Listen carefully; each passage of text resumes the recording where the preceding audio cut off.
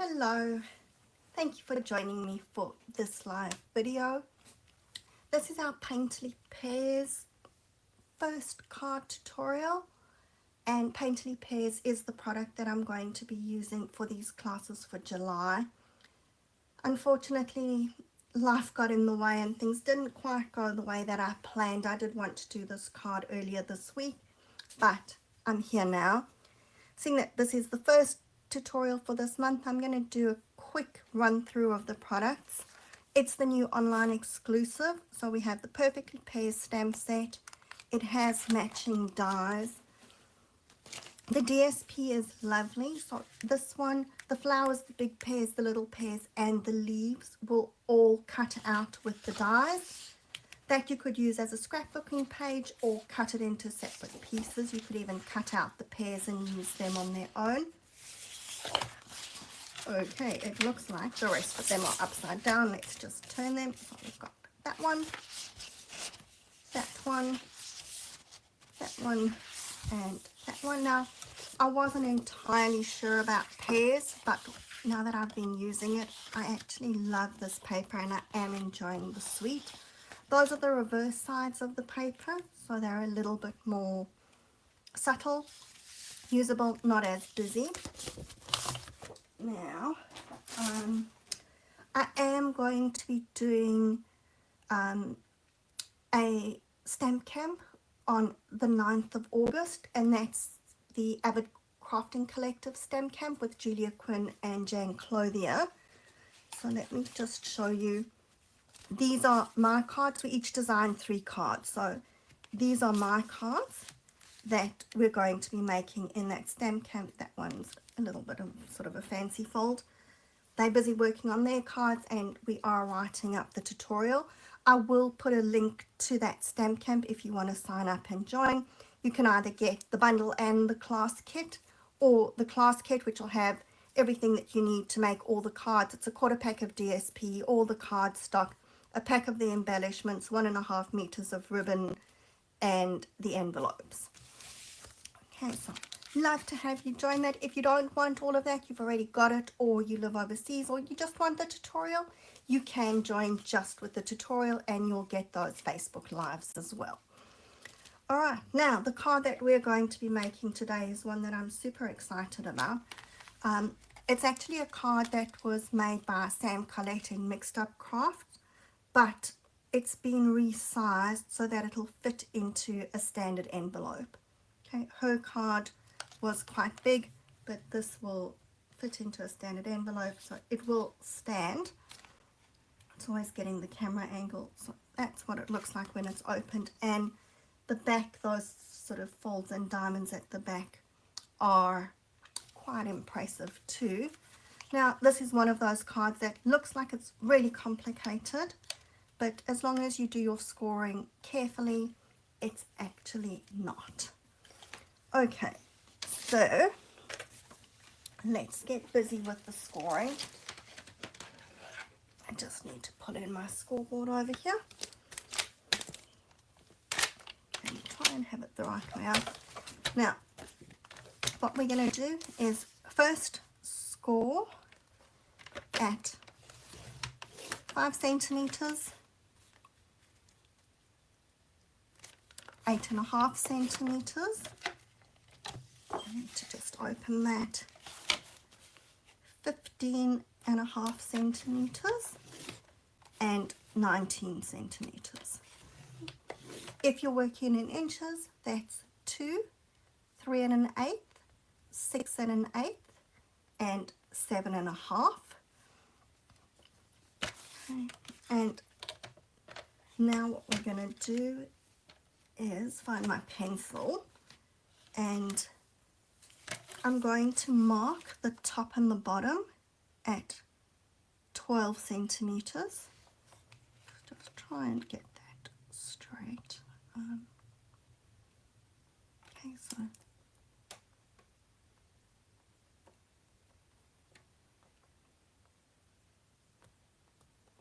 and if you're working in inches, that's going to be 4 3/4 inches. And then what I'm going to do is fold that, I looked at it and I thought that's wrong, but no, it isn't. It now looks right. Okay, so we're going to fold those first score lines down, and then I'm going to mark those so along that score line, and I just find it easier to fold them down and to do it at 7 centimeters. Okay, which is going to be 2 3/4 inches. Now what we're going to do is we're scoring from the top of the first score line to the bottom of the last one.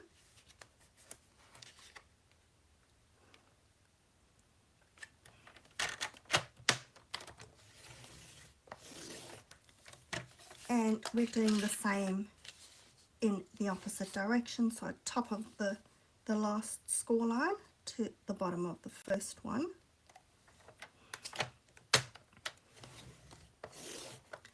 Then the not so easy scoring, it's always more difficult for me when you can't actually see through the paper, but we're scoring from mark to mark to mark to mark. Okay, so at the end of it, we're going to have 4 scores that are joining up those 4 center marks that we made on each side.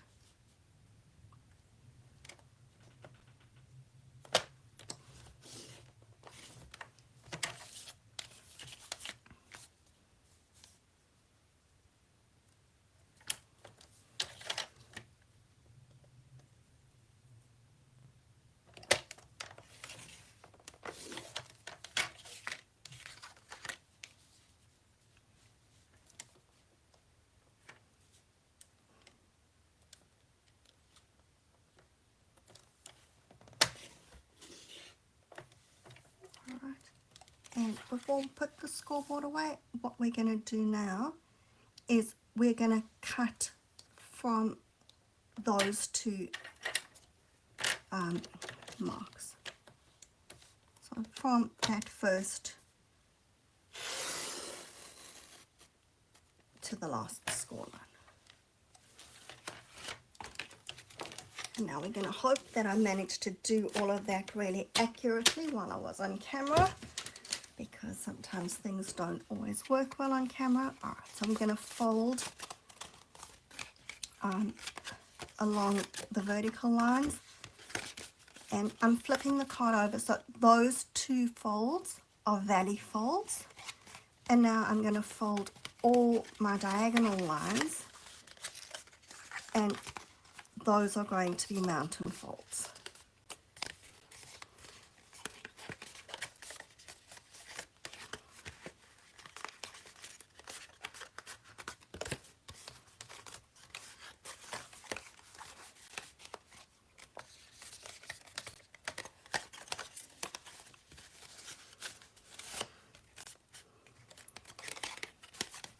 And just making sure that we've got all of them.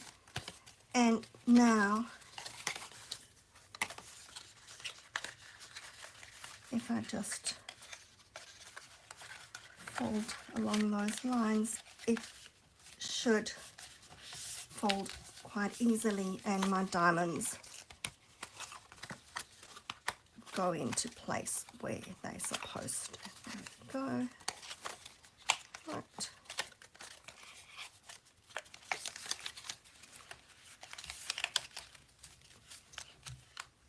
Okay, so I don't have my bone folder here, but give it a good press with the bone folder. And now it's just a matter of decorating. So I have done a lot of the sticking in advance. So first up, and I don't think it really matters, but I like my DSP to follow. It's not stuck right next to each other, so you won't notice if you stick it the wrong way, but just take an extra second and see that it's going in the right direction. Alright, so we're going to just stick that panel on there.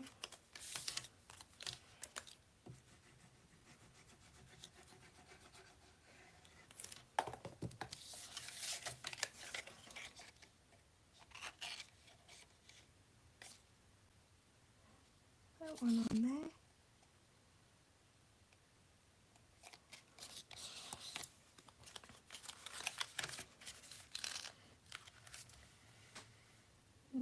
Now, I just need my little squares. So we've got a square that's going onto each of these pop-ups, and because they're at an angle, they've now changed from squares into diamonds.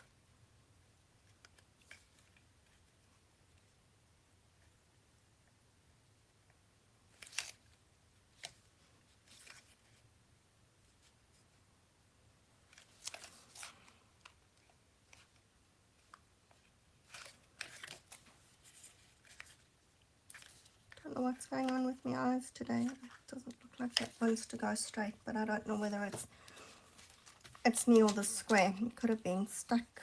It could have been cut crooked. It's maybe sticking crooked. It's maybe even straight. I don't know.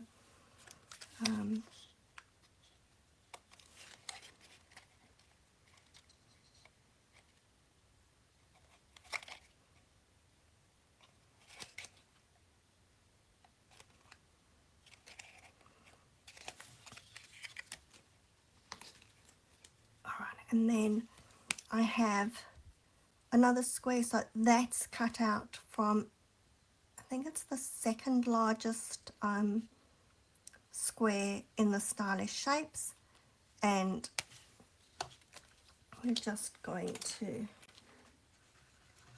put a bit of blue top and bottom there, and then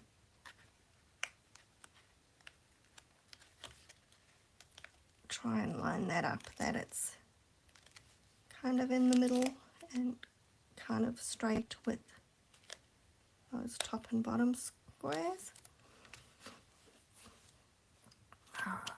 Now let's just do a bit of stamping, but I just want to pull in a dirty scrap of grid paper so that I can stamp on it.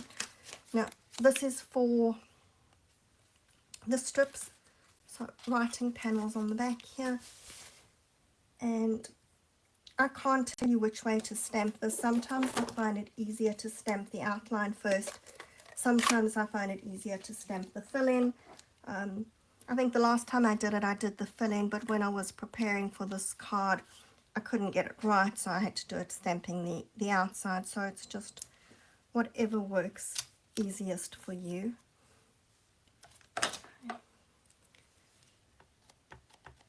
And hope I'm going to get it. If I don't get it exact, then I'll cheat it. I'll show you how to cheat.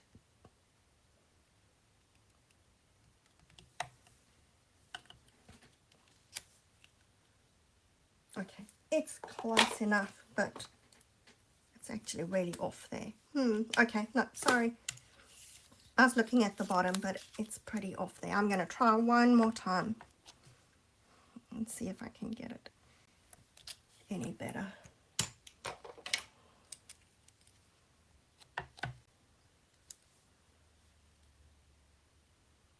Maybe don't overthink it, just do it.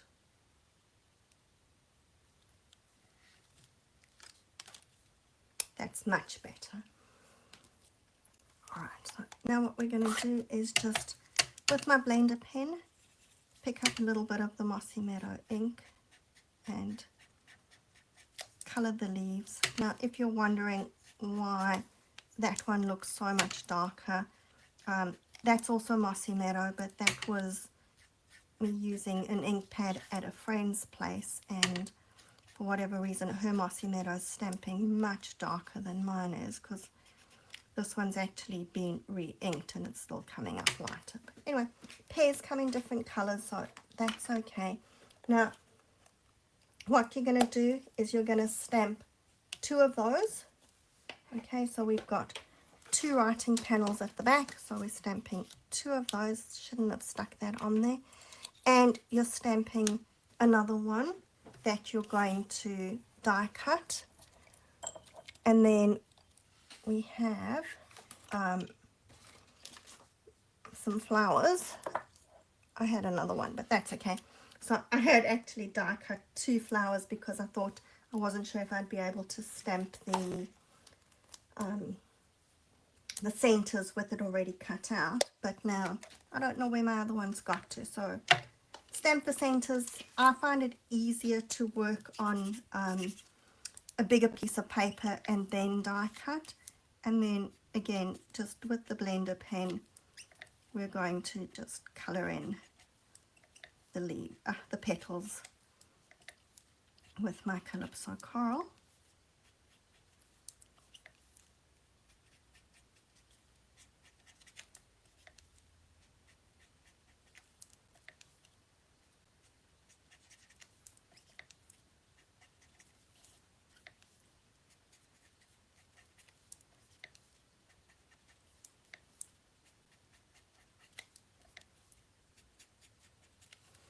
Okay, and before we put the Calypso Coral away, I need some splotches.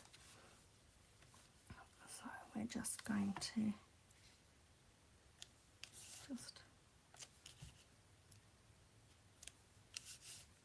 add a few splotches around the pears. Here, trying to carefully not get too many splotches on the lemon lolly. And I'm just going to do some general all over splotches on my basic white square. You can go as few or as many as you like. I just like that background texture.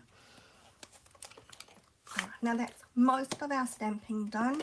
The only thing that I'm not doing today is the sentiment, and the reason for it is because I need a birthday card and I actually want to give quite a wow card to this person. So the stamp set doesn't actually have a birthday. It's got congratulations, a good friend is a gift, hello, thank you, and friend. So I'm not going to do the sentiment for this one, but I am going to go and find a tiny little happy birthday when I'm done with it and stick that onto there. Okay, so here we go. We can just put our splotched piece on.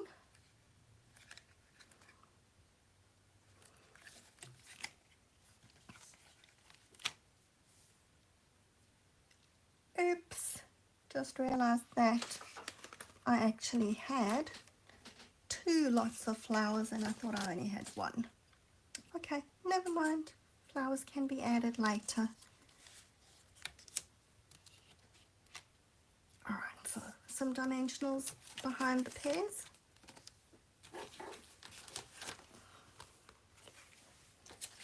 Big ones or small ones, decisions.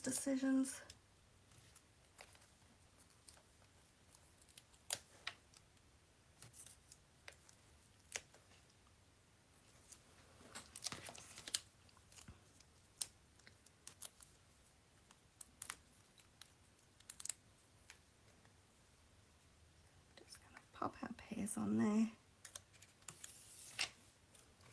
And then you can see that I actually stamped pears that I hadn't done very well with colouring them in.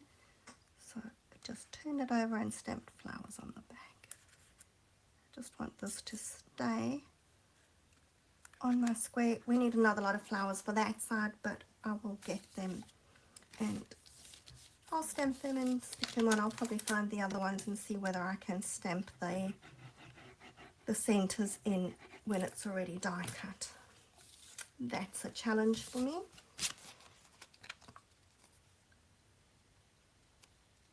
so we're going to stick that. Now you can decide, I don't know whether you really need 2 writing panels, but to me it just looked odd with the one, and I could have stuck another piece of DSP on the back of one of them, but again it just, to me that just looked like it was wrong having one with DSP and one with the white. So if you like it like that, then just go and add an extra panel of the DSP to the one side, but I'm doing both with pears. There we go. And then, like I said, you can, so with this, I just stamped my sentiment. I then die cut it. There is that little round die. Round, it's not exactly round, rounded corner rectangle die. I then cut another one of them in the Calypso Coral, cut it in half, stuck it at the back so that you had a little bit of Calypso Coral peeping out of each side, and then stuck it across the front. And of course, lastly, we needed some bling. So whether I needed to stamp those centers in yellow, I don't really know, because I am sticking, I'm trying to stick, if it'll stick to my card and not my fingers, one of these yellow dots in the center of the flowers, and I'll do the same with the flowers that are poking through the other side. Alright, so as you can see, this is one of those cards that has all the wow, but not the complications. It is pretty easy to make. So I hope you make this. If you do, please post pictures so that I can see what you've done. And I will be back next week. I'm not going to tell you a day, but it'll be one day next week with our next card. Enjoy the rest of the weekend, and I'll see you next week. Bye for now.